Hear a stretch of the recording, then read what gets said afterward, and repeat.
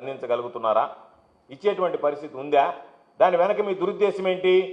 రైతులకు ఇస్తే మనకేమొస్తుంది, ప్రైవేట్ డీలర్లకు ఇస్తే వాళ్ళు బ్లాక్ మార్కెట్లో అమ్ముకుంటే మనకేదో కొంత ముఠ చెప్తారనేటువంటి ఒక దుర్మార్గమైనటువంటి ఆలోచనతో చేసేటువంటి ప్రయత్నం తప్ప, ఈరోజు ప్రైవేటు వ్యక్తులు కేటాయించి ఆ ప్రైవేటు దుకాణాల ద్వారా వాళ్ళు బ్లాక్ మార్కెటింగ్ చేసుకుంటుంటే దాన్ని నియంత్రించాల్సినటువంటి మీరు అధికారులు పెట్టుకుని నియంత్రించకుండా చోద్యం చూస్తుంటే పాపం రైతులు ఒక పక్క అధిక ధరలకు కొనుక్కోవడం, ఒక పక్క క్యూలో నిలబడి ఇబ్బందులు పడడం, వాళ్ళ ఆరోగ్యం దెబ్బతినడం, కొంతమంది అస్వస్థతకు గురి కావడం, ఇవన్నీ ఏమీ పట్టనట్టుగా చాలా క్యాజువల్గా మేము ఇచ్చేసాం జరిగిపోయిందని చెప్పి మార్కెట్కి ఇవ్వాల్సినటువంటి 50% ఇవ్వకుండా ఈరోజు మీరు గ్రామాల్లో ఉన్నటువంటి మీ రైతు సేవా కేంద్రాలను మీరు పేరు మార్చుకున్నటువంటి రైతు భరోసా కేంద్రాలకు మీరు పేరు మార్చుకున్నటువంటి రైతు సేవా కేంద్రాల ద్వారా ఇవ్వకుండా ఉండడంలో ఆంతర్యం ఏమిటి అనేటువంటిది ఈరోజు మీరు చెప్పాల్సినటువంటి అవసరం ఉంది. కాబట్టి ప్రైవేట్కి అధికంగా ఇచ్చారు, దానికి బాధ్యత చంద్రబాబు నాయుడు గారు వహిస్తాడా?